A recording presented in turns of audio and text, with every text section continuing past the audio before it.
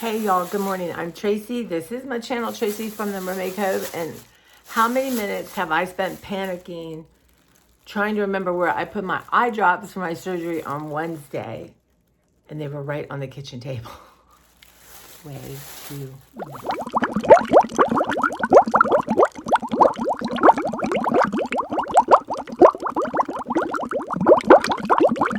Well, you guys, again, this is Tracy. This is my channel, Tracy from the Mermaid Cove. If you're new, bless you.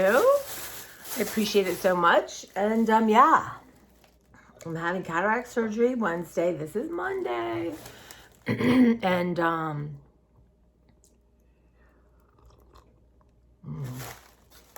it is a thing, y'all. It's a thing. So, oh my gosh, I'm starting this. Anyway. So I'm wearing one of my Valentine's tops because it's a little big. Because I will be having surgery. And apparently it's cold, so I'll be having to be in some layers of fleece or something. You guys. It's really something. I got the prescription. I called it in. I got it. And there's always a step, you know? And but it seems that I miss.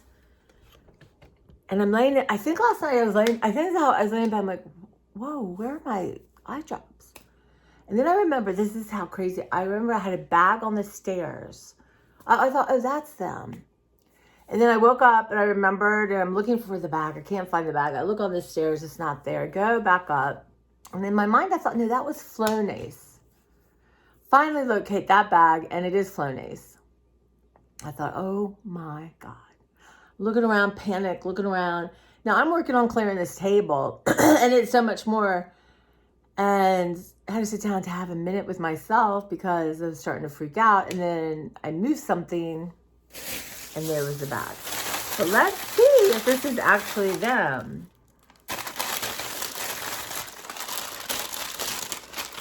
Okay, these are my eye drops. So what I want to do tomorrow is make a time chart, because that's the only way, you know. I mean, I know a lot of people need to do that. It's just not me. But you want to check off and make sure. So this is usually the kind of thing I do. I had to take antibiotics twice a day. I ended up missing just one day. But this is done. I'm finished. So I can throw all that away. But I've been doing a lot of research. So this is about ADHD, I think, today, with a couple of fun Trader Joe's snacks involved. Of course, something fun. Coffee, y'all. And one thing, I'm not as hydrated as I'd like to be. Somehow filling water bottles and protein shakes equals I've had the hydration, which is not the truth. So today and tomorrow I'm setting my alarm for every hour on the hour to remind myself to drink. As I want to be as hydrated as I can be. But where was I? Talking about ADHD. But there's a couple, I've been doing some research and watching a lot of people on Instagram, and there's a man, and I don't know if he shows up under ADHers or something like that, but he literally was talking about self-control. And he's like, basically, self-control is not taught by parents. It's a genetic trait. And people with ADHD, there's something going on that it works different than other people's. It's that simple. It's almost like with the weight issue too. Like, people are overweight for different reasons. But when I had my weight loss surgery and this hormone ghrelin was removed, it comes back, but it was removed. I didn't care about food, didn't think about food. I was shocked that it was a biological hormone that did not function correctly in my body. Because, you know, it's eat less, exercise more. Okay, that works out well for a healthy life. Anyway, we're not going to get on that topic. So, literally, and I was watching this morning, it's like MIZ something, and she's doing a part thing, like how to declutter with ADHD. And she's got other issues, health issues, but like, whoa. She showed all the notebooks that she buys because she forgets she has them, and there's 1 or 2 pages done.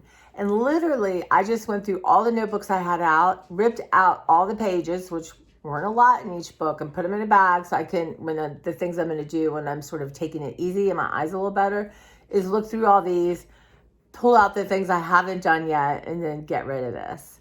I don't know if I'm absolutely capable of having 1 book. I don't think I am. And now I know it's not because I lack willpower, self-control.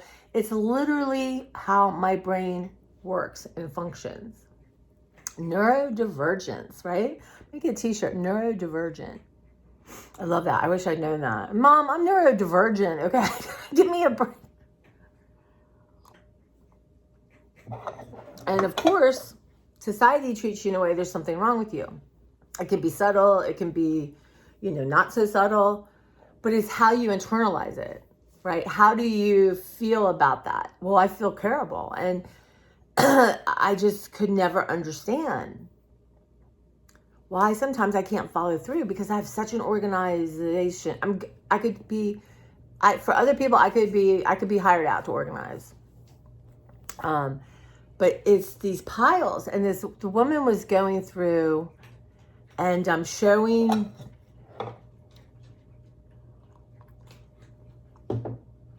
showing different. She took one example. She was going by category: pillows and blankets. She said she almost forgets sometimes she has a whole second floor of a house, but she doesn't see the pillows, therefore they don't exist, and she buys more and more and more. So she was pulling them all out. A lot of them never been used. And that and my friend Bev were like this: if I don't see it, it doesn't exist. And I've tried many things, like with my freezer, and honestly, the best thing I'm gonna deep clean it tomorrow. But the best thing for me to do is truly write down what I have, and then scratch it off as I eat it, so I can have it outside the refrigerator and see it. Challenging, but my pantry, I was using this great app called, I can't remember now, Cooklist, and it really worked for me until I forgot about it. And so I think I have been I've been fighting Instagram, but a little less filming, because I've been freaked out that my Adderall is not working as well as I thought it would. And it's better. I'm so much better. The obsessive thoughts have changed, everything, but I just am not quite, is there something wrong with Adderall now even? And it could be, honestly, the lack of quality control of things coming in this country is unfathomable that this goes on. But meanwhile, we have people in committee trying to fight people. So how are we going to fix this? How is the government going to change this? It's not. It's that simple. And I'm paying $247 a month. So, and that's going to stop. I'm going to do it in another month, I think. And then I'm going to go back and try the generics again. But yeah, so I have felt freaked out that it's not working as well. And I have not gotten my life in what I would call order. So watching these other people talk about it and share what's going on. And I thought, I spent my whole life waiting for the moment I had it together. Seriously, whether it was a certain way, my hair looked a certain way, my finances were a certain way, my house looked a certain way, my art was a certain way, whatever it is. And there's many reasons for that. We live in a society that basically tells you you're not okay. So you buy something that you don't need and you go into debt, and here we go. And you feel shitty about debt, so you buy more. It's crazy. It's crazy. I'm tired. So my eyes are watering more because I'm tired. So I don't feel I'm sleeping well. I got to work on that next after my eyes, new mattress. So yeah, so I just think, there's a shame, an embarrassment, like, God forbid my brother has to come in my house on Thursday. This guy be in a lot better shape. So he doesn't worry. Not that I don't want to live like that. My boyfriend Robin's coming. I don't care. She doesn't care. She doesn't care. And truthfully, my brother, it's not going to matter really. But I'm going to have an ADHD moment.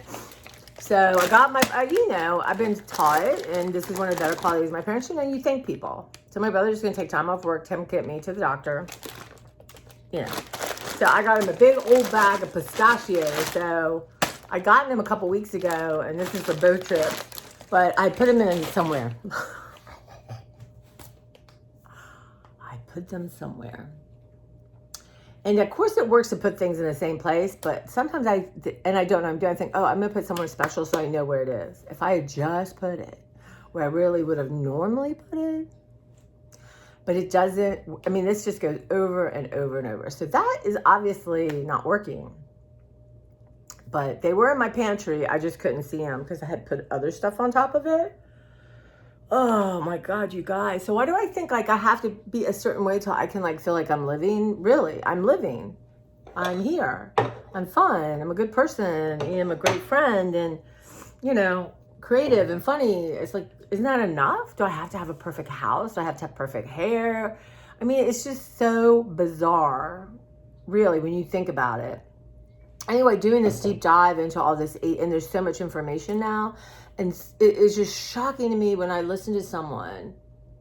Like she showed, and she calls it DOOM, DOOM. It stands for something, which I can't remember, and I didn't write it down, but I will. But she was showing the little piles, and she goes, it's that you set it there. She goes, look at these piles as you care about your environment, and you want to make it better, and you're starting. But then you get distracted, or this, or that. So you don't follow through on the piles, and then that becomes something to judge yourself with. Oh my God, like ding, ding, ding, ding, ding. And of course, just like when people are overweight for many different reasons, people have ADHD and it comes out in different ways. It depends on the other stuff going into, on in your life. And so, and what comes with the ADHD is creativity, and I think my sense of humor comes from it. So, my dad too. So it's just, I'm having all these sort of, but how do I internalize it, right? So that's the goal. I think the goal more than having my house look a certain way or this in a certain way is how do I begin to really internalize that I'm fine just the way I am?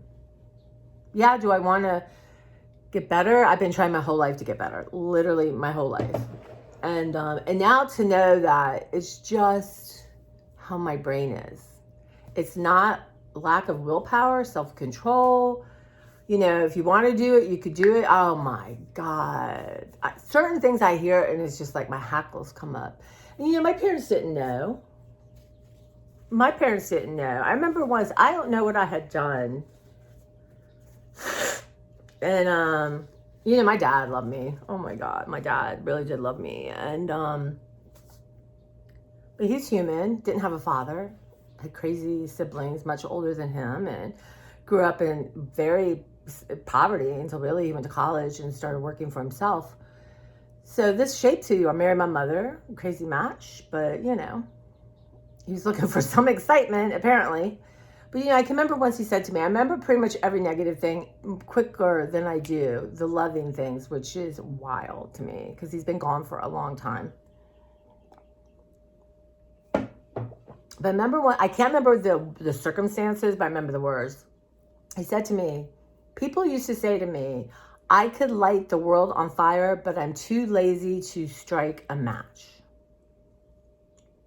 So I could set the world on fire, but I'm too lazy to strike a match. I'd take a second. That actually really, I could feel that. That felt painful. So you are a so amazing, great person, but it's your fault that you're not living that way or some kind, he died when I was 17, right? So who knows when I don't even remember why he said it. I remember the words, I just don't remember the context. Sorry, I was just not going to cry, but I think I'm just so tired and not sleeping well. God, it's just so many components to being a person, isn't it?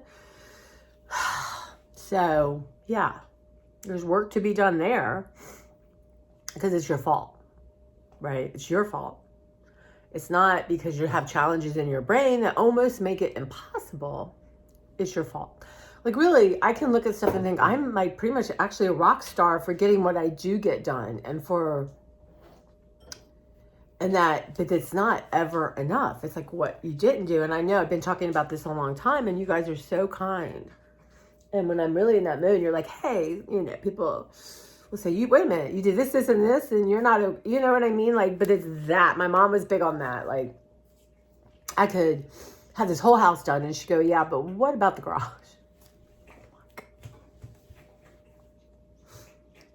It is what it is, But here I am, 59. I'm heading into my 60th year. And, this year is really about tearing down and building back up. I feel like this last year with lack of medicine and the drama and the conflict and the commotion trying to get the medicine and the frustration and just disbelief that you can't get what you need medically. I don't know. I just, and I live in a great area, and I have great insurance. And I just think of people in parts of the country that, what a nightmare. I think it's just shocking that we don't have health.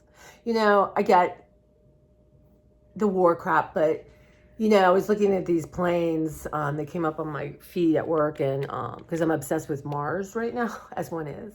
I watch Mars every day. It's just fascinating to me.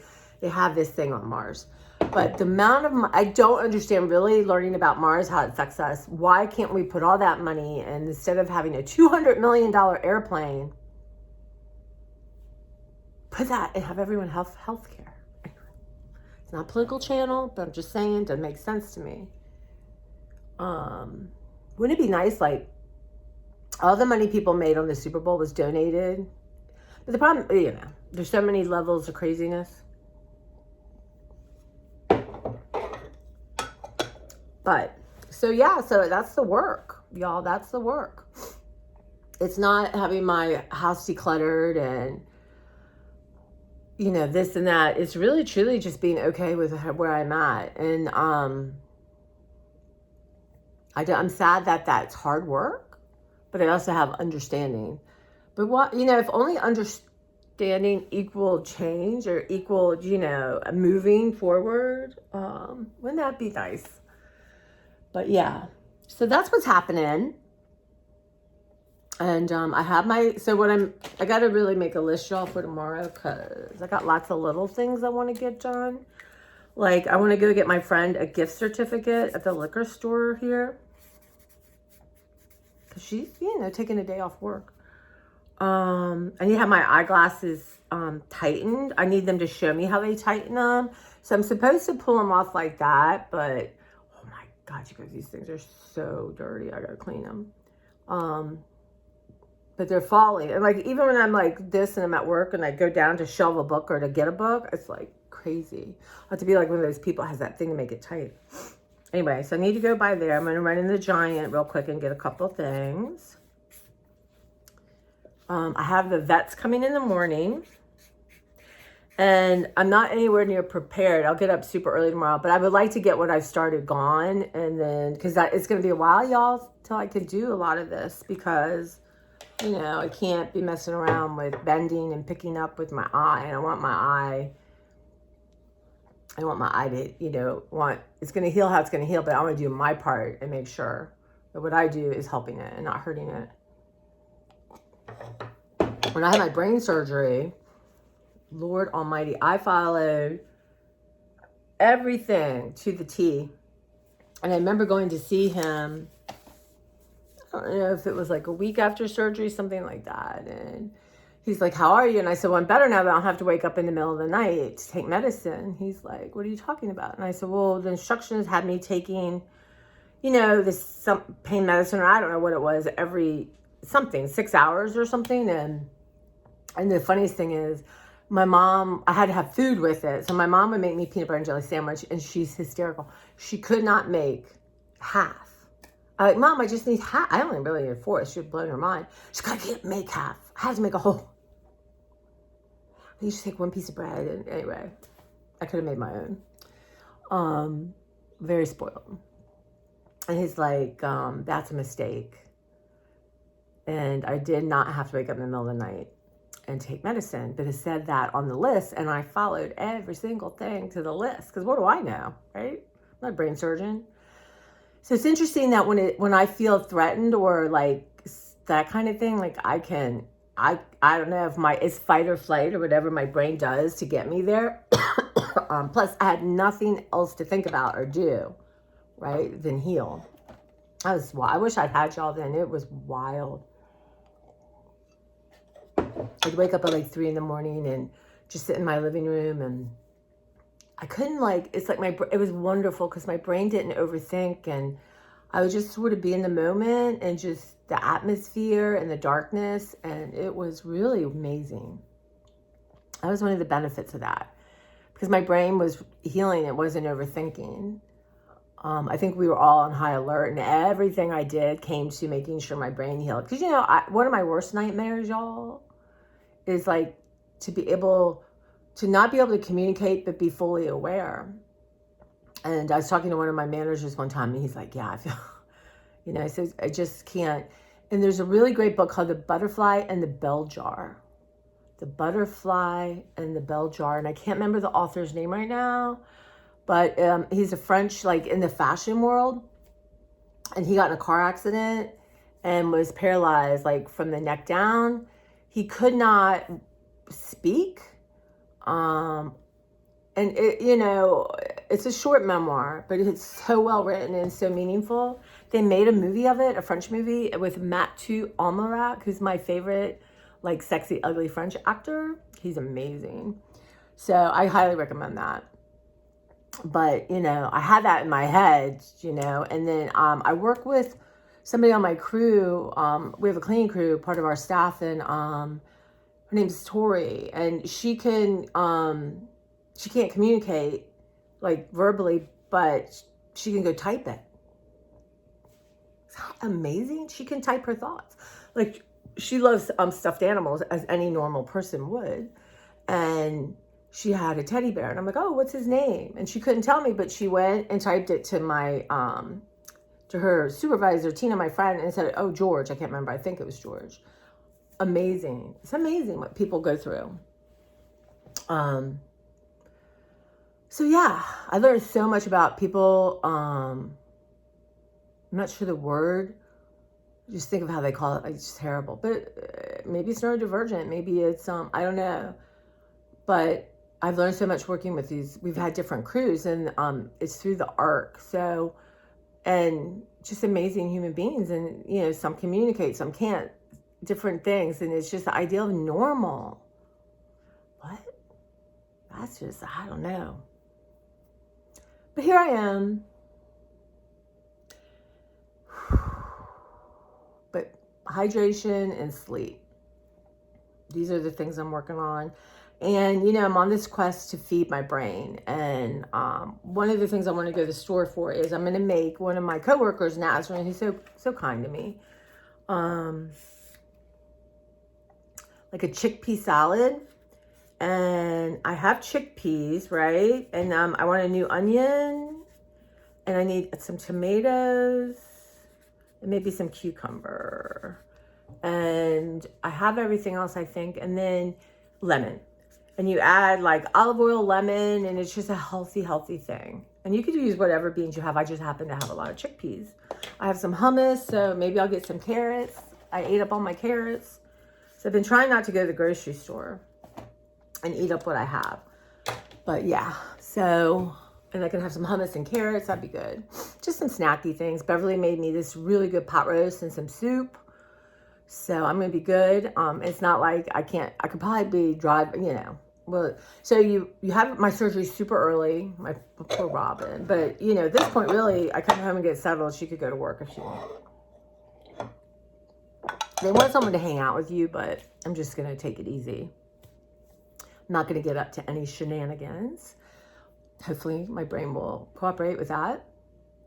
And then the next day, now, some people drive to that appointment, and I said, you know what? If the doctor says not to drive, I'm not driving. I'm not stressing my eye out. My brother will take me. It's fine. Maybe I'll feel different next one. I don't know.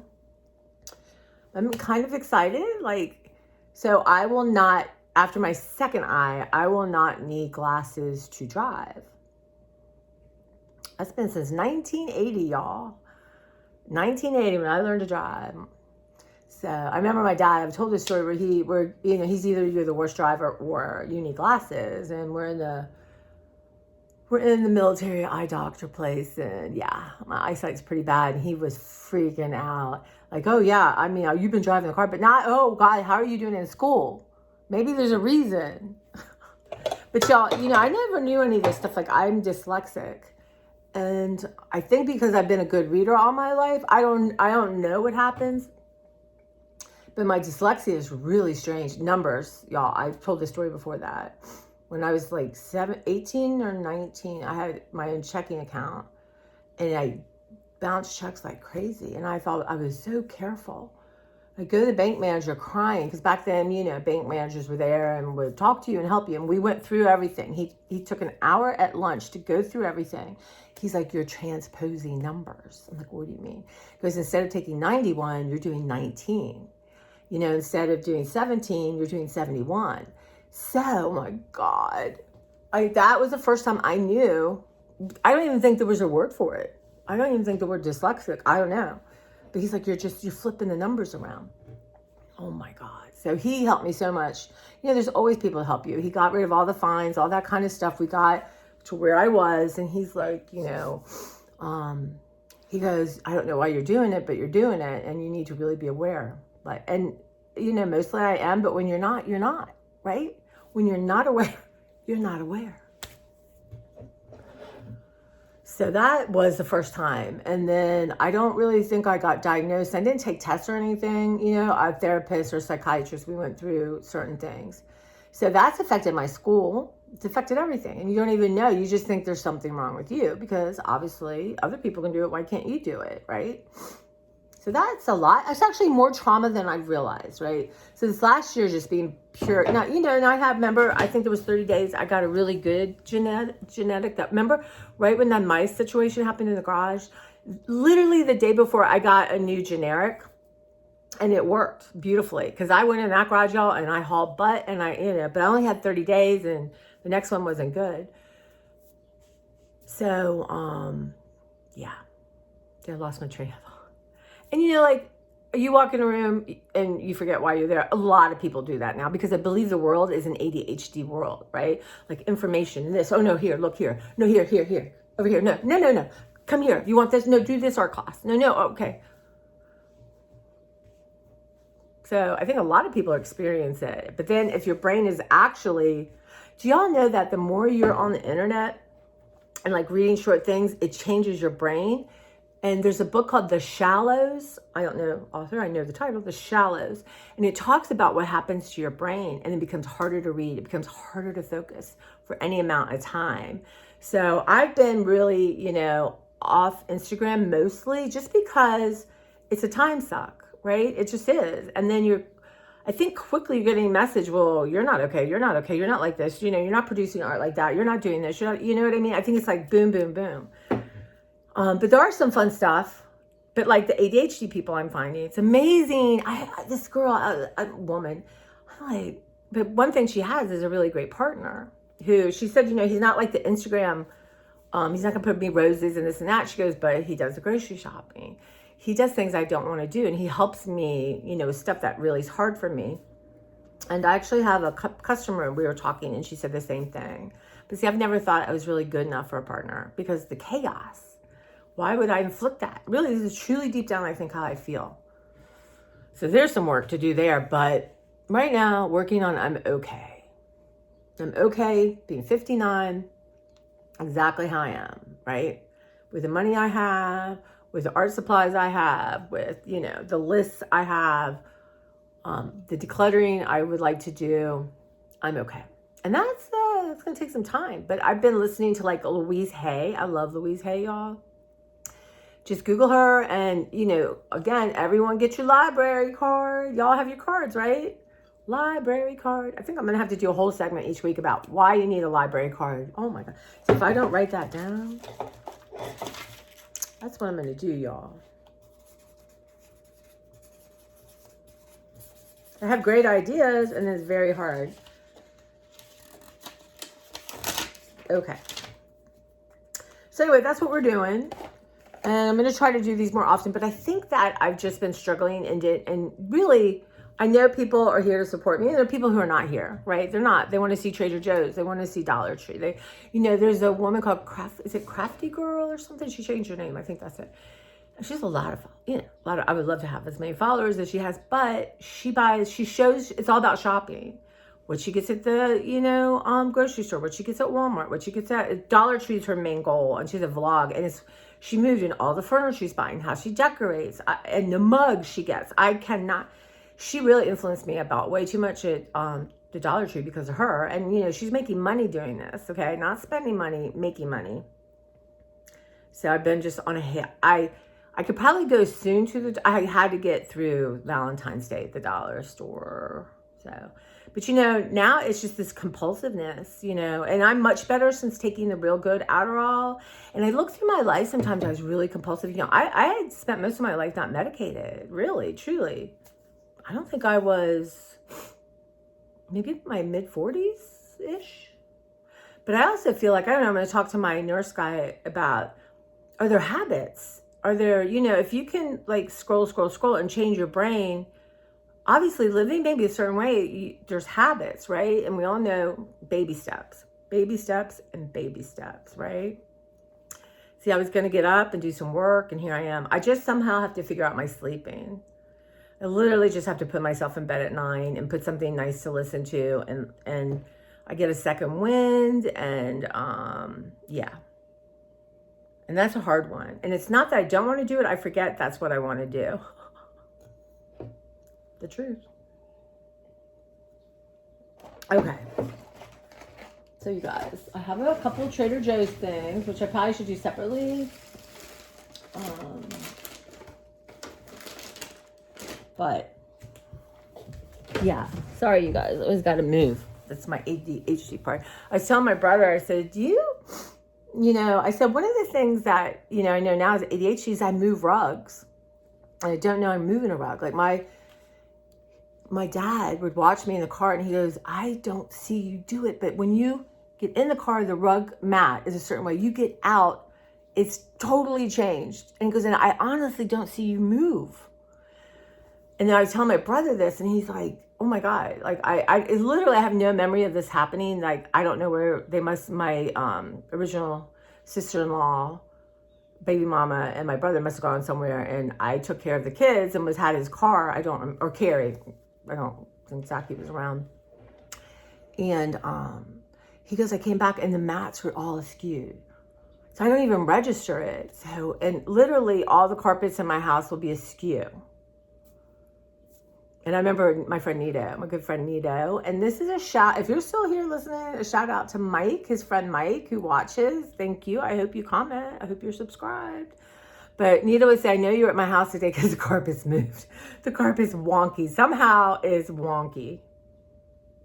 Isn't that strange? I don't know if it's strange. It is what I do.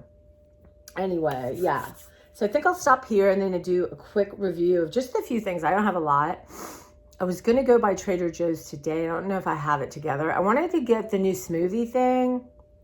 And I wanted to get the red, like, immunity kind of drink. And, did I save the box? I meant to save the box. Let's put it that way. I'm not sure I did. They have these things, they're appetizers. They're called Parmesan. Well, I'm going to get more and I'll taste them for y'all. But Parmesan Pastry Pups. P-U-P-S. It's like a mini uncured hot dog. These things were so good. You could eat a whole box. I'm not even kidding you. I split it and had some for dinner and I had some for breakfast, y'all. And for me, it's perfect because, you buy a hot dog, you got to get buns. You get too many buns. I want 2 hot dogs and, 2 buns, and then you got all these buns, right? I try to share them with people at work because I hate trying really hard not to waste stuff. But these are perfect. Oh my God, they're so good. So anyway, all right, y'all. Thank you so much. I appreciate it. For me, isolation is not good. And when I find myself isolating, I don't know. It's like I come out of it and like, oh my God, you've been isolating. And you can be at work and isolate, but I used to just hide, right? Dim my light because I found my light was crazy, truly. And, and I know one of my friends like, you overshare. And I'm like, not really. Because for me, I hate the fact that one person would be watching this and I'm like, yeah. Oh yeah, I have ADHD, but I'm together and this and that. Well, no. And that's not how the word is. We struggle. It's hard. But I do think trying to find the joy and the acceptance of myself right now. I mean, I've been on a long, let me tell you something. I have come far. Okay, far. I would have never talked about my weight before. Never. There's just certain things I wouldn't have talked about because there's shame involved, because, you spent your whole life feeling bad about something. But I've really been working my way through that. I've come so far, and I had an amazing therapist who really got me. I used to say nobody really no one's attracted to me, or no one really wants to, I don't have companionship because no man's attracted to me or wants to be around me. And he convinced me, no, that's not true. That's something you told yourself or someone told you, but it's not true. He said, men like women who have an open, like a welcome mat. That's what he said. Oh, what my friend and I will laugh, a welcome mat. And you don't have a welcome mat. You're shut tight. Nobody wants to try to fight through all that, and be rejected. Automatically they feel like they've already been rejected and they haven't even said anything. So that took me a long time. I didn't believe him. And then finally I did. I mean, we worked through it enough. And he was so great. He was like, he said to me once, I said, I'm going to cry. He said, your dad did not do his job for you. And I was like, what was that? What was his job? He said, to help you trust men.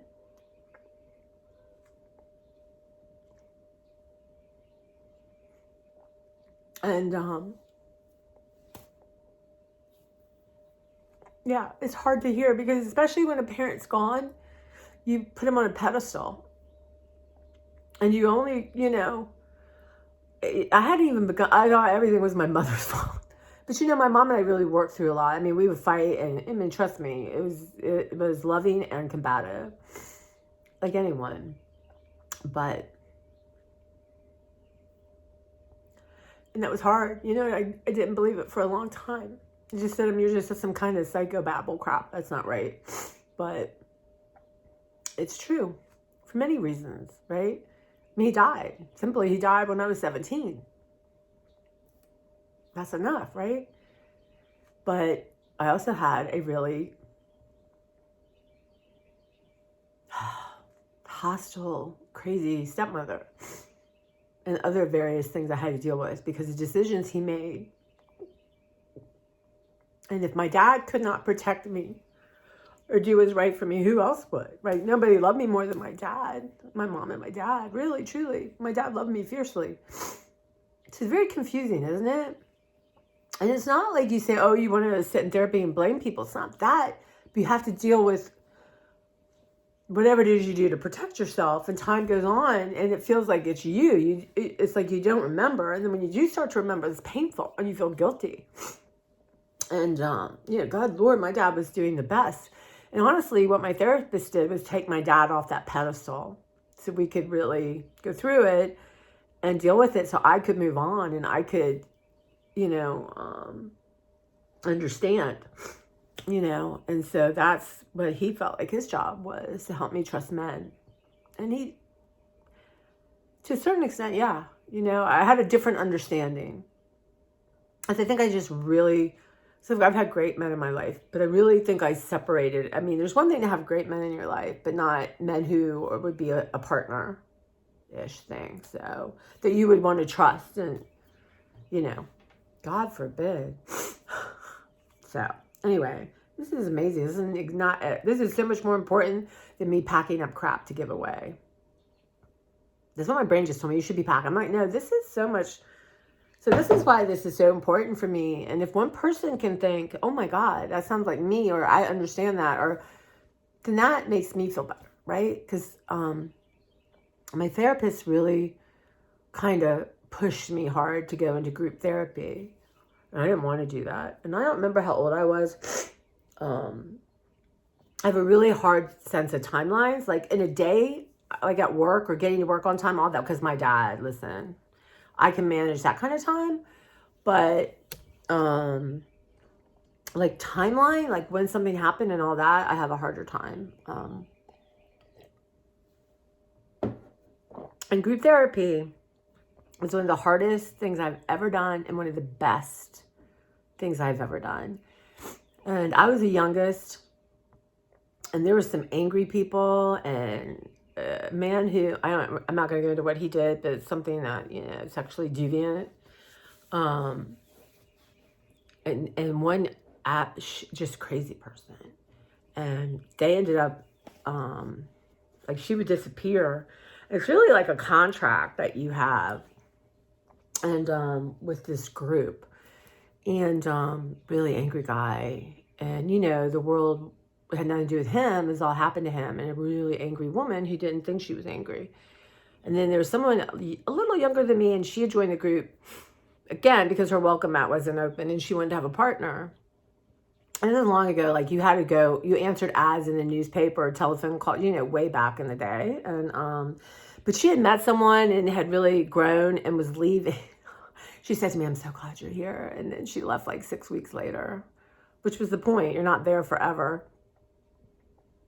But I learned so much. And one of the things, and I understood later why it was very important for him that I go, because I have a clarity sometimes about people and understanding. And I thought, we're not here to be bullshitting each other. Like, why am I spending an hour and a half a week and really working myself up, and I'm not gonna call out what I see, And I did, and I was brutal, because I thought, why are we here? If you're here because you want to grow, and you gotta start with, this is truth. This is not, this crap here doesn't matter.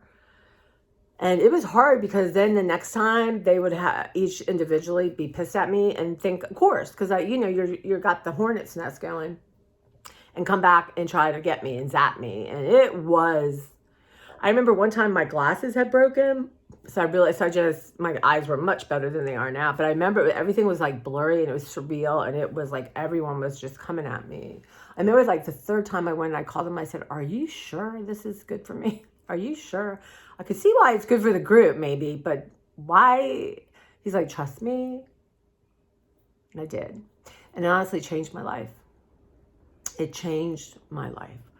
I really I just bared myself and what my thoughts about people. And it's not like I can be angry and bitchy, all that, but I really could see what was going on, and I'm articulate, and I can be, say things in a way that doesn't seem threatening, but would get kind of underneath their skin. And so they weren't immediately like, but they would come back and wow. But I know I made a difference, and it was important to me to be able to speak my truth. And, and I knew that it was better for everyone if I did. That keeping these thoughts to myself, and like you can be in a group and isolate, right? You can. But I really started to tear apart the skin and started really being vulnerable. It was as you know what, I think about that, and I was a brave human being. But I also wanted to change. I spent my whole life trying to understand. Really, there was some sexual abuse in my background, and you can't even process all that until you're older. And I still haven't. I don't think I can. To a certain extent, I don't think I will ever deal with it in a way, because it's just too painful and too awful. But, all this stuff with my dad, my parents getting divorced, and, I was separated when I was it was so much trauma. I think I'm like a 7-year-old, because it's probably one of the best years of my life.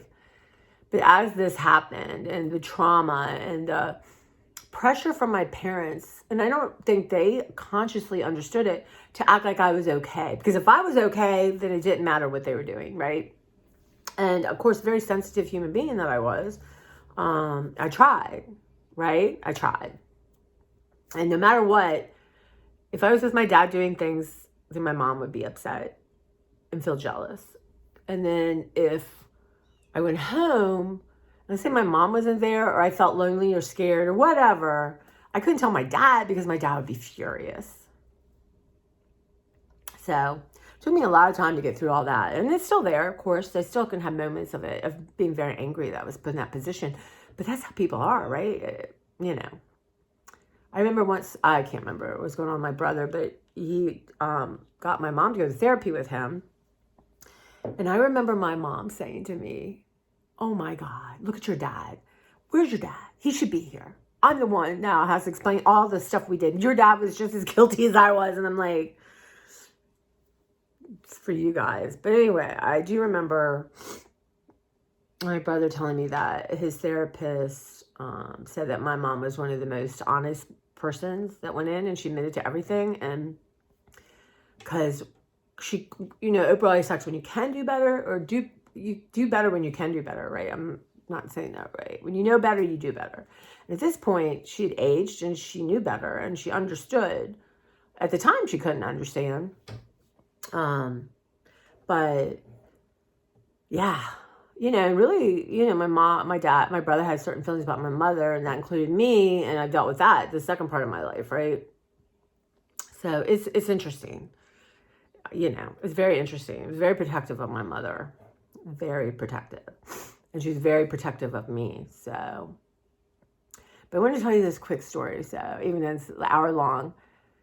So, we grew up, I'm not going to name names because I can't imagine anyone. I don't know. Anyway, here's the story. So, I was at my brother's art opening, and that was wild. There was fires. My friend Nita and I went. There's fire trucks everywhere. There was a building on fire. And apparently the electricity had been out. I was talking to people on the street. We were trying to find where this little thing is. It's like a little town. Frederick. It's really cool. And so I was talking, I'm my mother's child. I'm like, oh, what's going on? What's, blah, blah. Or do you know where this is? Blah, blah. And they're like, yeah, the electricity's been out. It just came on like 10 minutes ago. And I'm sure they worked hard because there's restaurants, there's art, it's a big thriving thing, especially when at night. All day, really. So we found the place and we go in anyway. And my brother's like, oh, we almost had to cancel it. And anyway, it was fun. And he invited everyone he knew, but I can't say, I want to say his last name out, but his good friend Jim and his wife Joan were there. But there was someone named Patty who went to high school with them. Now went to the same high school, had the same teachers, but my brother graduated in like 76 and I graduated in 82. So unless somebody had a brother or a sibling, either way, you wouldn't, other than Mark's sister. Jim's separate because he's like family to me. He's always so good to my mom. But this Patty, she was saying she knew Mark since like early age, like elementary school, something like that. I'm like, well, where did you grow up? We start talking and then she mentioned the church that we went to and in the district. And this is a true story. It's unbelievable. So my church was very important to my father. So we went every weekend. We went all the time. We were involved. I got confirmed, all that stuff. And he was a president for a while and, all this stuff, right? And we stay and you have snacks. I was an acolyte. I only carried a candle once. They thought better of me burning up the church. I mean, honestly. But I carried the cross or I had incense, which was awful. Anyway, long story short. So it was a big thing, right? He confirmed me and my brother. He also buried he was my mom's celebration of life is so different. I wish I could have done that for my dad, but I couldn't. He had a military, funeral and he was there at Arlington. My dad's buried at Arlington. I even remember he pronounced my father's name wrong. Weird. Anyway, my mom was working in a real estate agent office. And when people would buy property, it would go in the newspaper. And now this pastor, very good looking, tan, he had a roommate, which no one talked about. Just accepted, back then it was, I guess, more taboo, or you didn't talk about it. They just pretended it wasn't happening. They were just roommates because he was poor and he needed a roommate. And he would soak these women for money to go to Florida. Oh my God. So anyway, my mom was in this real estate office and in he comes. Like, dressed as opposite as a pastor as you could be. Right? Whenever we saw him, he looked almost like a priest kind of thing, but we were Lutheran. And he's like, what are you doing here? Like vicious to my mother. And yeah, it was a thing. And when they figured that out, in the newspaper, they started like, so it was his partner, his roommate's name that would go for, oh, this so-and-so bought this. But they switched it a couple of times. But he was, acting like he had nothing, and people were paying all this stuff for him, and turns out he was really like a slum landlord, like owned all these really sketchy places and collected rent. I was really, but very wealthy. And my mother, it was terrible. My mother was so upset. And honestly, I don't think we ever went to church again. But my mother would have never said anything to the congregation. She would have never disillusioned anyone. She wouldn't have. She was so upset. She would not wish that on anyone. And, but I remember, it wasn't that much later, I was in the backyard, like sitting in the sun, and he showed up. I forget this car. It was a Cadillac, some big car, and came back. He's never showed up at our house before, even when my dad was sick and dying and all that, never. And I don't remember exactly what was said. And he had these really cool sunglasses. He just looked like a movie star, really, or a caricature of a movie star. But he threatened me, basically. Don't say anything. Basically, that's what, But to say that I was distraught and upset that this man I knew had buried my father maybe 6 months before, I don't know, 5 months, 4 months, wasn't that long. And I remember calling I don't even know if I called my mother. Back then it was so different with phones. But anyway, I remember she came out, was like really hysterical still and upset. It was horrible. It was horrible. Somebody you trusted and, threatening you. That's the kind of person he was. You would have never known it. There was always an edge to him. So my dad probably wouldn't have been shocked that he'd been alive. Well, my mother, next day, hauled herself over to that church and gave him what for. And basically was like, you ever talk to me or my child again, you have no idea what I will unleash on you. You have no idea. And I think what the catalyst was because they had put his name in the newspaper. Anyway, you were going to mess with Liz Johnson's baby. You just weren't. But it's very traumatic. And the whole long story short, this Patty who was there actually went to this church. And I was like, oh my God, right? You knew about the scandal. And she's like, no, what? And like, he married her. He baptized her children. And I thought, later, I told her what happened. She's like, oh my God, I got to call my sister. But later I thought how proud I was of my mother. She, there's two things, like, should people have been made aware? These are older women who like love this man, right? And they got something from it. So my thing in life is like, okay, your emotion and your intention is pure and good. And maybe the person's not receiving it that way, right? Does that mean you shouldn't? I don't know. It's very complicated, right? And I remember thinking I was so proud that my mother, did not do that to these people, because it would have been devastation. They probably wouldn't even believed her, but my mom did not feel like that was her place to disillusion people. Like, we had been disillusioned, but him threatening me, it's the kind of crazy shit that would happen. So maybe there's some trust issues. But I know now, people are not your spirituality or your faith. And I have a deep faith, a deep, deep faith. And I would love to have, one thing I regret, my mom really did want to go to church. And, I just didn't want to get up Sunday mornings and go to church. That's one thing I wish I had done differently. And I think about it sometimes. And then the pandemic happened. And, a place that's fun and uplifting and community, and to meet people and maybe, do volunteering, something like that would be nice. But I'm not. I work every other Sunday now. I'm just not in the mental mind to do it. But yeah, so that's the kind of crazy stuff. But it was interesting that, how random this woman came, and that it came up. But it allowed me to go home and really process some stuff and to think about stuff. And I'm still kind of thinking about it. It's made me a little bit raw, but in a good way, yeah, just crazy how life is, isn't it? And things that happen that come up to help you have a different awareness or understanding, or finally maybe really truly process through all this and how it affected me. But y'all, something, I was like, wow, I was so proud of my mother. Through no fault of ours, dude was evil. But that's shocking, right? Somebody in the clergy or the church who's a criminal or takes advantage of people, right? We've never heard of that. Anyway.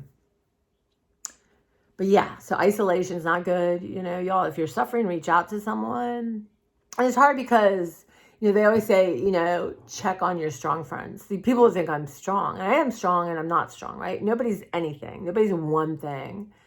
And we all have our moments. And it's been a tough year. And now I'm struggling with why am I not 100% where I should be? Because I'm not, right? Many reasons. Who knows? Doesn't matter. But how do I accept where I'm at? And I'm working on that. And yeah, I remember I was talking to a new ENT, and you know, we were doing our history and talking about hearing aids because I have mid-range hearing loss, and mostly I hear fine. It's just sometimes I really can't, and I need to get hearing aids. And he was kind of like implying that maybe I was vain. I said, "You want to pay for good hearing aids? I'll wear them right this second. I have no qualms with that. It's expensive, but my goal is once I get my eyes done, healed, I'm going to get a new mattress, and then I'm going to head into the world of the hearing aids and at least get my hearing tested. Again, I didn't like the place I went to. It was weird. Something was going on. I felt it was yucky. I get energy. I can just pick up energy. It was yucky energy, and I would never go back. There's something untoward was happening in that office. So, and then, you know, can you imagine me as a kid saying that to someone and be like, what the hell? You're imagine. That's it. I always said, you have such a great imagination. Now I know I'm empathetic and I do have a perception. But you have to kind of block it. You don't want to suck that energy in. But yeah. So that's what's going on. I meant to do a whole different video. But that's it, right? I just try to be as honest and authentic as I can be. And really when I started this, I wanted to do like Trader Joe's and Dollar Tree. And I did for a while. And then I thought, you know, not that there's anything wrong with that. And, you know, and do art and stuff. But I thought I want it to be about me. And it's mercurial to say the least. And it's going to take me longer to grow my channel if I do, but you guys are so kind and lovely and supportive, and I feel it. And it's interesting because I've tried to, you know, time as we know it doesn't exist. Like, this is all man-made. And I know it's the strangest thing, but sometimes when I'm really, really feeling bad and I'm talking, I already start to feel better, I think, because I feel support already. And you guys haven't even watched it. I haven't even posted it. So wildest thing to explain, but energy is just different. You know, the world is, honestly, the world is one big lie. People made up to make themselves understand or feel better. Now we act like it's the thing. You know, you see behind the veil, right?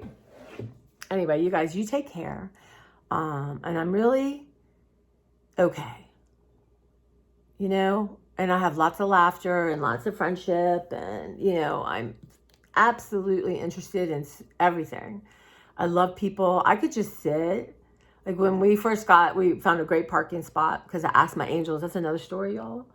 But, and, you know, we sat for a minute just getting our bearings and just watching people. And my mom and I did all that time. I would make stories for my mother. We would be at Union Station waiting for the train, and we would just watch people, and I would come up with stories with her about them and to make her laugh. But yeah, and I met some interesting people, a couple different people at this thing. It was really fun. My niece was there, but I didn't really get to talk to her. But I was so proud of my brother that, you know, we're late bloomers apparently. But yeah, his stuff was great. I'll tell him which one I would like for Christmas. But there's a place called Glen Echo, and it's an old abandoned like park from the 50s, 60s, and it's so cool. And they do art classes and stuff in it. But some of the old equipment's still there. And there's one, the Cuddle Up. And he'd taken the sign. It's very neon. And it's really dark around it. And I thought, Cuddle Up. I thought, how awesome would that be for like a nursery of somebody who didn't want, like, you know, Winnie the Pooh and stuff like that. It's just really cool. Anyway. All right, guys, I'm going to go. I've got stuff I have to do because now I'm not going to Trader Joe's. And I'm going to go. So I'm off tomorrow, just get my stuff together. Tomorrow, be calm. And then my surgery's Wednesday. Thursday, my brother takes me to the eye doctor. And then I'm off normally Friday. And I go back to work Saturday. So I'll go before Saturday.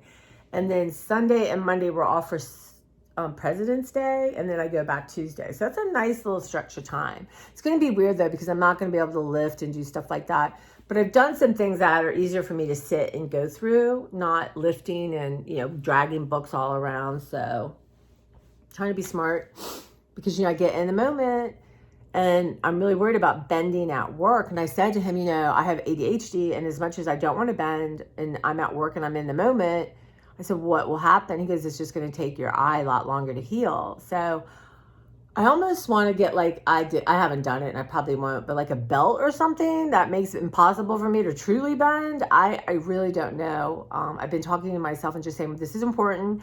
And we need to remember, don't bend. Or, you know, I don't know. I don't know. But I have this thing that Beverly gave me, and it's like an ADHD reminder. It almost looks like a hospital thing, but you can write different things on it as a reminder. So definitely, I feel like it's a Wonder Woman cuff. But all right, guys, I know this is long, and I know there's some of you still here, and I appreciate you and getting caught up on my comments. I've had this thumb right here, something's going on. And it's, you know, you're doing your so. Wonder if I could use Siri to make comments. That's interesting. I have to look into that. All right, guys, I'll talk to you soon. Bye.